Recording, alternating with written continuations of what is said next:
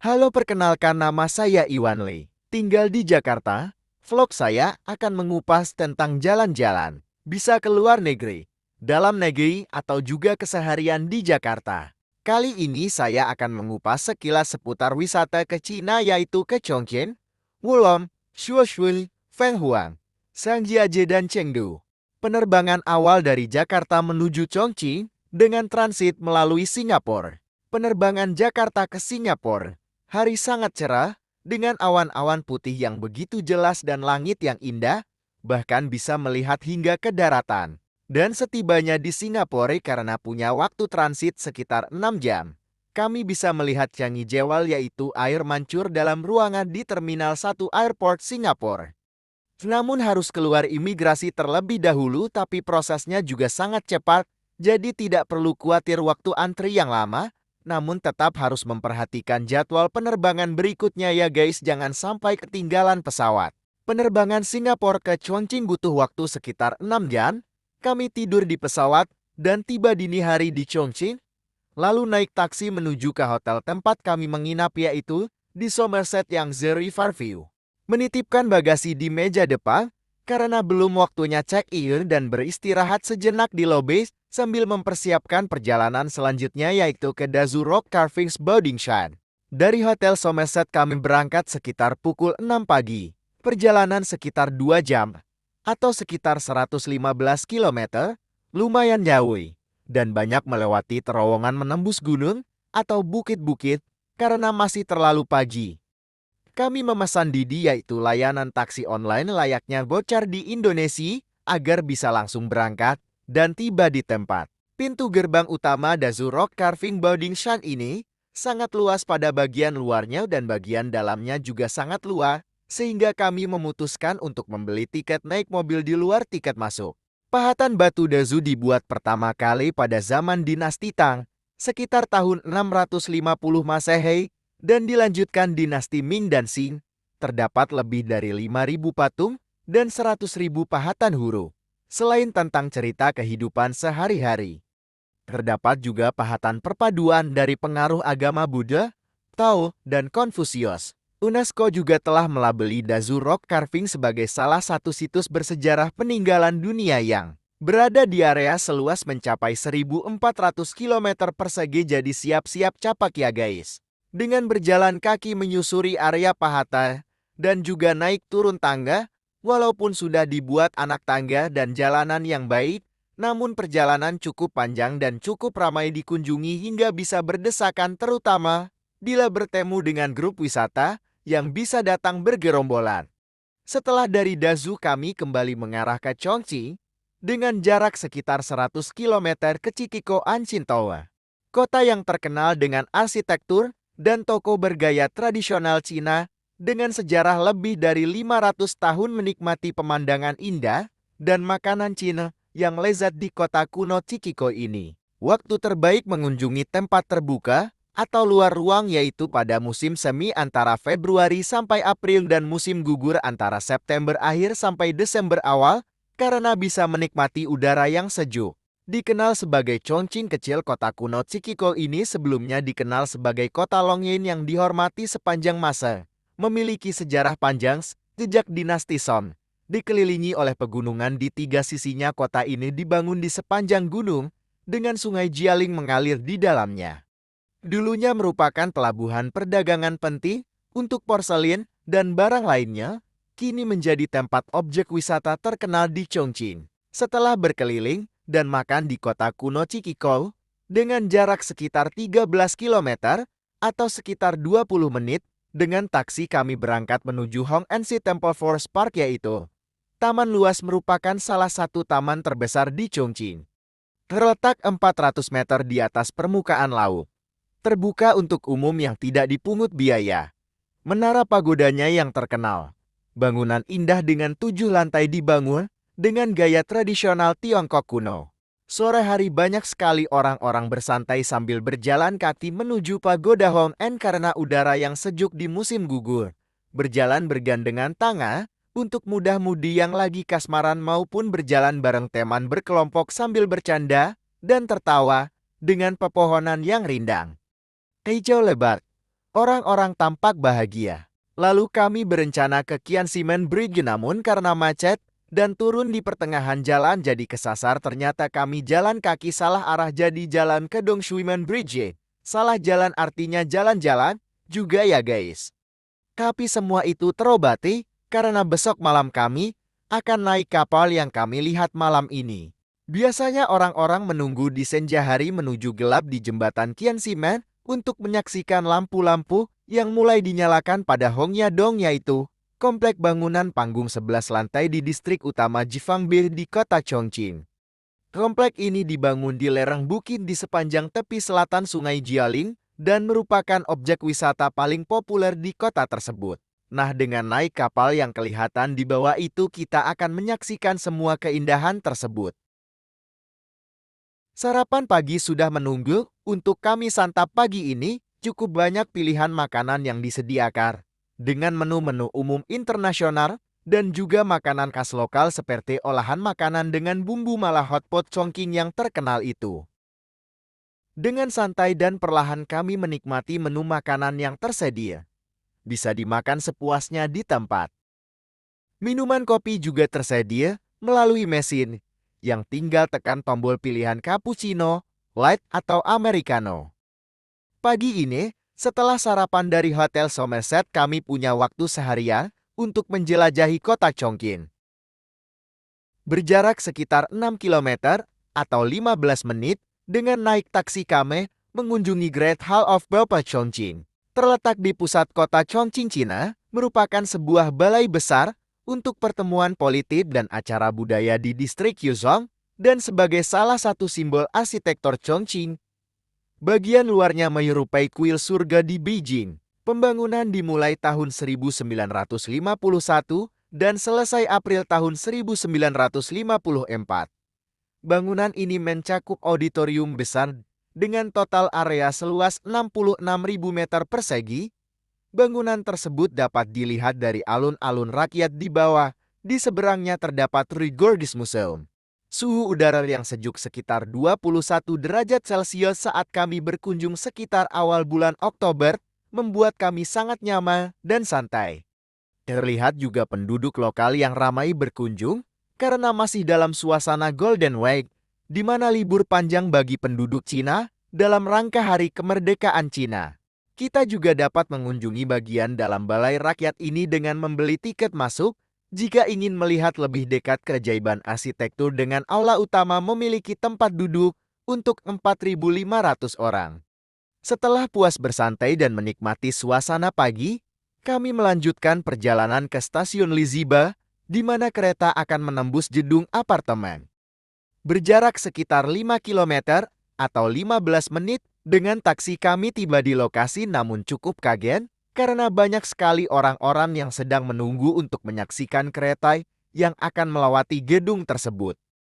Orang-orang bersorak-sorai kegirangan ketika kereta datang dan memasuki gedung 19 lantai tersebut, di mana stasiunnya terletak di lantai 6 hingga 8. Stasiun ini mulai dibuka pada Juni tahun 2005 dengan menggunakan peralatan peredam kebisingan khusus untuk mengisolasi kebisingan hunian. Chongqing yang merupakan satu dari 4 munisipalitas yang dikelola langsung oleh pemerintah pusat Tiongkok bersama dengan Beijing, Shanghai, dan Tianjin. Dengan populasi hampir 30 juta jiwa, Chongqing juga pernah menjadi ibu kota sementara pada masa Perang Dunia Kedua. Selanjutnya kami mengunjungi Qixinglau yang berjarak 15 menit dengan taksi atau sekitar 6 km. Lokasi ini merupakan puncak dari keberagaman bangunan karena kota yang berada pada pegunungan, di mana lokasi kita berada bisa cukup membuat bingung. Di satu sisi kita merasa seperti berada di dataran lantai dasar, karena banyak sekali gedung tinggi yang berada di dekat kita dan mobil yang lalu lalang seperti di jalanan biasa. Namun ketika kita berjalan sedikit dan melihat di antara satu jembatan, ternyata masih ada gedung di bawah kita sedalam 22 lantai. Tidak heran bila Chongqing dijuluki kota 8 dimensi karena keajaiban pembangunan arsitekturnya. Selanjutnya, kami berjalanan santai beberapa ratus meter menuju Museum Art Gallery, sambil menikmati suasana sekelilingnya yang ramai dan berfoto-foto di depan galeri. Ya, kami memang lagi bokang cu alias tidak ada kerjaan. Bermain sambil berfoto-foto. Lalu tidak jauh dari lokasi museum dengan berjalan kaki sekitar 500 meter kami menjejakkan kaki di sekitar Luohan Temple. Kuil Buddha ini dibangun oleh seorang biksu terkemuka yaitu Zhuyu pada periode Shiping dari dinasti Song antara abad 10 sampai 13 dan diberi nama kuil Shiping. Lalu masa dinasti Ming abad 14 sampai 17 dibangun tempat tinggal dan ruang terima tamu. Selanjutnya pada masa dinasti Qin. Pada tahun 1666 kuil direnovasi dan tahun 1753 pada masa pemerintahan Kaisar Qianlong renovasi juga. Lalu tahun 1885 era Guangxi oleh Kepala Biara Longfa mengawasi pembangunan 500 patung arhat. Saat itu kuil tersebut terkenal dengan nama Kuil Luohan. Setelah berdirinya Republik Tiongkok pada tahun 1912, Xi Haiqing menambahkan aula Dharma, aula penahbisan, dan aula meditasi di kuil tersebut. Kuil tersebut terbakar habis dalam salah satu dari banyak serangan udara yang menargetkan Chongqing selama Perang Tiongkok-Jepang kedua pada tanggal 4 Mei tahun 1939. Hanya Shenmen dan batu seribu Buddha yang selamat. Pada tahun 1947, di bawah kepemimpinan Zongxian Aula Mahavira, perpustakaan teks Buddha, dan aula arhat secara bertahap dibangun kembali. Selama revolusi kebudayaan 10 tahun, pengawal merah telah menyerang kuil pada tahun 1966. 500 patung arhat dihancurkan oleh mereka setelah sidang pleno ketiga Komite Sentral ke-11 Partai Komunis Tiongkok, sesuai dengan kebijakan nasional tentang kebebasan berkeyakinan. Kuil Luohan secara resmi dibuka kembali untuk umum pada tahun 1984. Pemerintah kota Chongqing mengucurkan sejumlah besar uang untuk membangun kuil tersebut. Kuil Luohan telah ditetapkan sebagai kuil Buddha utama nasional di wilayah Tiongkok Han oleh Dewa Negara Tiongkok pada tahun 1983. Pada bulan September tahun 2006, kuil tersebut telah ditetapkan sebagai unit budaya utama provinsi oleh pemerintah kota Chongqing. Tidak jauh dari kuil kita bisa berkunjung ke Raffles-City. Luar areanya sangat luas dan di bagian bawahnya merupakan pusat perbelanjaan atau mall, gedungnya juga terdapat hotel. Raffles City Chongqing adalah kompleks 8 gedung di distrik Yuzhong, Chongqing, China, yang dikembangkan oleh pengembang real estate Singapura Capitaland dan dibangun oleh China Construction Third Engineering Bureau Group Co., Ltd. Raffles City Chongqing memiliki jembatan layang horizontal sepanjang 300 meter yang disebut kristal yang menghubungkan puncak 4 gedung pencakar langit. Jembatan layang ini merupakan yang tertinggi kedua di dunia setelah Kingdom Center di Riyadh, Arab Saudi. Seluruh proyek ini terdiri dari 8 menara dengan total luas lantai 817.000 meter persegi.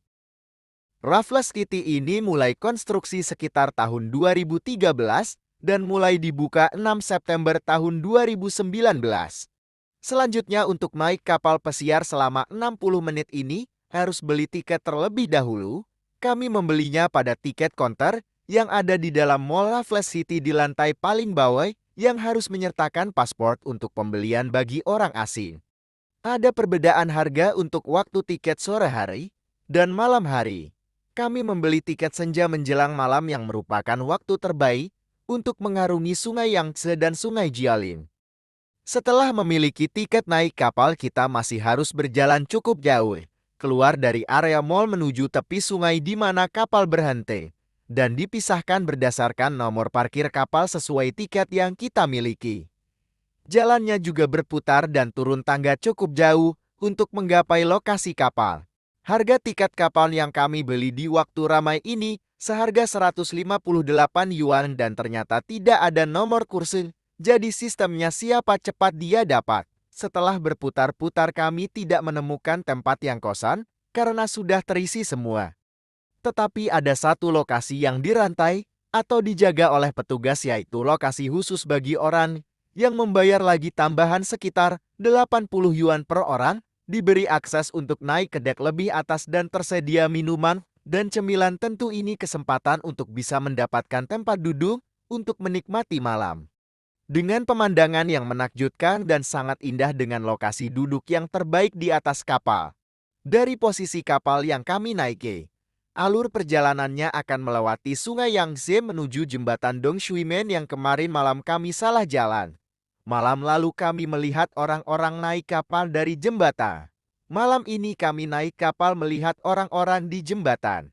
Jembatan ini memiliki panjang total 858 meter dan dibuka pada 1 April tahun 2014. Selanjutnya kapal kembali dan menyusuri Raffles City dengan sudut pandang yang berbeda, yaitu dari tengah Sungai Yangtze. Lalu kapal akan berbelok dari Sungai Yangtze menuju Sungai Jialin yang akan memperlihatkan Grand Theatre Chongqing dan jembatan Qianximen yang ternyata banyak sekali orang berkumpul di sana untuk menyaksikan Hongyadong di malam hari. Mari kita saksikan dan nikmati bersama suasana malam ini dari kapal kruis. Bagi yang mau ke Chongqing wajib kesini ya. Like a queen, yeah, I'm glowing. Confidence in me, yeah, it's showing.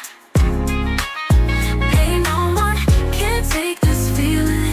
I'm free, I'm real, I'm living. Shine like a queen, shine like a queen. Oh, I know love, I know my worth.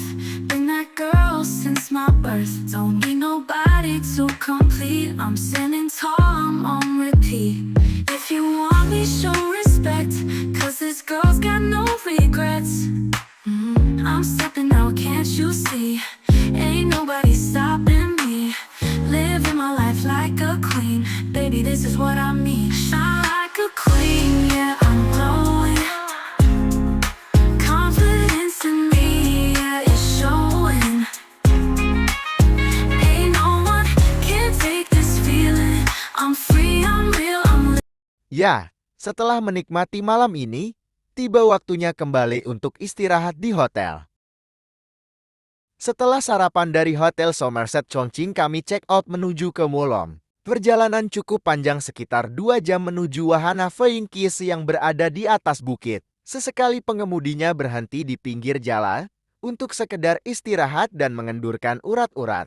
Kebetulan saat kami pergi dalam suasana kemerdekaan Cina, sehingga biaya tol digratiskan semua. Perjalanan keluar masuk terowongan menembus gunung sudah biasa di sini, dan perjalanan menuju wahana Feinkis cukup berbahaya dengan banyaknya tikungan tajam dan jalanan yang tidak terlalu besar, namun kebanyakan mulus tidak berlubang ditambah pemandangan bukit-bukit yang menakjubkan. Tapi sayang, ketika kami tiba cuaca sangat tidak mendukung.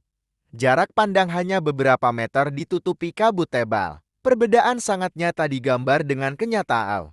Di gambar terlihat suasana yang begitu romantis. Desain Feinkis berasal dari kisah cinta romantis yang populer di Wulongbaima Mountain Scenic Area. Sekitar 2,5 jam perjalanan mobil dari pusat kota Chongqing.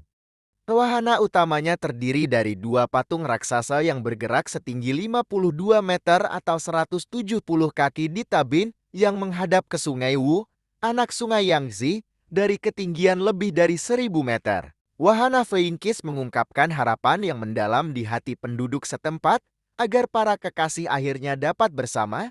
Sayangnya semua itu tidak dapat kami saksikan, bahkan bentuk aslinya tidak terlihat karena kabut tebal. Akhirnya kami tinggal pergi sambil gigit jari, lalu melanjutkan perjalanan menuju Wulong Card Store Visit Center, yaitu tempat berkumpul turis yang akan memasuki kawasan wisata Wulong seperti ke Tree Natural Bridge di mana film Transformer memakai latar belakang tempat tersebut.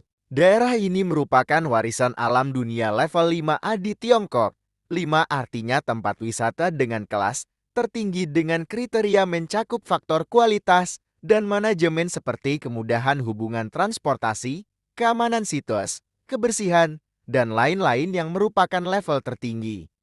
Terletak di Wulong, Chongqing, Cina. Tempat ini terbentuk disebabkan oleh runtuhnya karak bumi. Hal ini menyebabkan lubang besar sedalam sekitar 500 meter dan beberapa bagian berlubang seperti jembatan yang membentang di pegunungan. Itulah asal-usul tempat tersebut. Untuk turun ke lubang tersebut, Anda sebaiknya pakai lift kaca menyusuri tebing yang tingginya lebih dari 80 meter. Setelah turun, Anda harus berjalan menyusuri jalan setapak yang sudah dibuat dengan baik. Meski jaraknya terkesan jauh, sekitar 4,5 kilometer. Namun jika berjalan pelan-pelan, sesekali berhenti untuk mengambil foto akan menyenangkan dan tidak melelahkan sama sekali. Tetapi, karena ketidaktahuan, kami terlewatkan untuk memakai lift, sehingga berjalan kaki menuruni pegunungan tersebut yang membuat kaki cukup lelah khususnya untuk orang tua dan bisa membuat kaki jadi lemas. Toiletnya juga tidak ada fasilitas duduk, hanya ada yang jongkok, membuat ibu saya tidak mampu berdiri setelah menuruni banyak tangga tersebut dan akhirnya memutuskan untuk memakai jasa angkut seperti tandu yang dapat mengantar kita hingga pintu keluar. Umumnya jasa tandu ini dihargai 400 yuan untuk 2 orang yang mengangkut tersebut, namun ibu saya menawar 300 yuan dan dikasih oleh penandu dan bersedia mengangkut hingga pintu keluar. Malamnya kami menginap di Yuzu Garden Hotel yang ternyata cukup menyenangkan. Paginya setelah sarapan, kami sudah siap-siap check out untuk melanjutkan perjalanan ke Furong Cafe. Perjalanan sekitar 45 menit atau sekitar 25 km dari hotel ke lokasi jalanannya saat kami lewati masih dalam perbaikan sebagian setelah tiba beli tiket masuk termasuk naik kereta gantung menuju Gua Furong. Gua Furong ini pertama kali ditemukan oleh petani lokal pada tahun 1993. Gua ini dibuka untuk wisatawan pada tahun 1994. Gua ini menjadi situs wisata nasional 4A pada tahun 2002. Kemudian pada bulan Juni tahun 2006 menjadi bagian dari situs warisan dunia UNESCO Cina Selatan. Satu-satunya gua di Cina yang masuk dalam daftar UNESCO. Pada tanggal 6 Juli tahun 2011, kawasan pemandangan Gua Furong secara resmi disetujui oleh Administrasi Pariwisata Nasional sebagai tempat pemandangan nasional 5A. Pada tanggal 27 Juni tahun 2012, Gua Furong di Wulong, Tiongkok secara resmi menjalin hubungan persaudaraan dengan Gua Krams di Prancis. Gua Furong memiliki panjang total 2.846 meter atau 9.337 kaki dan lebar bervariasi dari 30 meter atau 98 kaki hingga 50 meter atau 160 kaki di dalam. Gua dibagi menjadi 3 bagian, dengan bagian pertama menampilkan fitur bawah tanah yang berwarna-warni. 2 area yang tersisih berfokus pada ilmu pembentukan gua. Ada lebih dari 30 fitur di dalam gua termasuk air terjun batu setinggi sekitar 16 meter. Di sekitar gua yang tersebar di area seluas sekitar 20 km persegi, ada lebih dari 50 terowongan vertikal dengan kedalaman lebih dari 100 meter, termasuk terowongan uap sedalam 920 meter yang merupakan terowongan terdalam di Asia. Terbentuk selama periode Kambrium atau Ordovisium sekitar 500 juta tahun yang lalu, gua ini memiliki banyak speleotem yang jarang ditemukan termasuk bunga kalsit kristal seperti karang dan gigi anjing serta berbagai heliktid dan bunga gipsum kristal. Pada tanggal 10 Desember tahun 2023, gondola Sungai Wulong Furong mulai beroperasi. Saat saya tiba kondisi tidak begini ramai, bahkan bisa dikatakan sepi, sehingga bisa lebih bebas untuk narsis foto-foto sepuasnya, namun sesekali ada petugas lewat dan mengingatkan kita agar hati-hati. Kondisi gua begitu alami dan masih meneteskan air, sehingga jalanannya juga banyak yang basah dan banyak area naik turun tangga dan cukup panjang jaraknya. Setelah puas menyusuri Gua Furong kembali dengan kereta gantung ke tempat awal tadi naik dan melanjutkan perjalanan ke Ciujiuli City. Kota ini terletak di kota ekowisata kota Ciujiuli di selatan Kabupaten Pengshun, Chongqing. Budaya dan arsitektur tradisional suku Miao terkonsentrasi pada budaya dan arsitektur tradisional suku Miao. Kota ini penuh dengan adat istiadat Miao yang kaya. Bangunan-bangunan utama di kota Jiuli meliputi bangunan-bangunan suku Miao seperti Aula Besar Ciyo, Ciyo Shanfu, Pilar Jiuli Lishan, dan Pavilion Bido Savenstein. Banyak pewaris warisan budaya tak benda Miao akan melakukan kegiatan unik mereka di sini. Kota Jiuli juga menyelenggarakan festival upacara Agu dan festival budaya 9 Kaisar setiap tahun. Setelah dari Chiyu Jiuli City kami menuju Bamodo Hotel tempat kami menginap malam ini, yaitu di daerah Shuoshui Anshin Town terletak di Qianjiang District. Lokasi hotel merupakan lokasi terbaik untuk menyaksikan jembatan Shuoshui yang begitu indah terutama di malam hari saat lampu-lampu jembatan sudah mulai dinyalakan dan bisa langsung disaksikan dari kamar hotel. Begitu indah dan melegakan apalagi dalam cuaca musim gugur yang begitu sejuk. Tidak semua kamar menghadap ke sungai atau jembatan tersebut, jadi harus memesan kamar sesuai harapan kita tentu dengan harga yang sedikit berbeda. Harga kamar juga sangat dipengaruhi oleh musim ramai dan musim biasa. Dan lokasi hotel tidak bisa langsung diparkir mobil. Jadi barang bawaan harus kita angkut manual menuju hotel. Sampai di sini dulu episode kali ini, hari pertama sampai hari keempat dari 13 hari. Selanjutnya akan menceritakan perjalanan ke Fenghuang Anshin Town, Zhangjiajie, dan Chengdu. Terima kasih sudah menonton.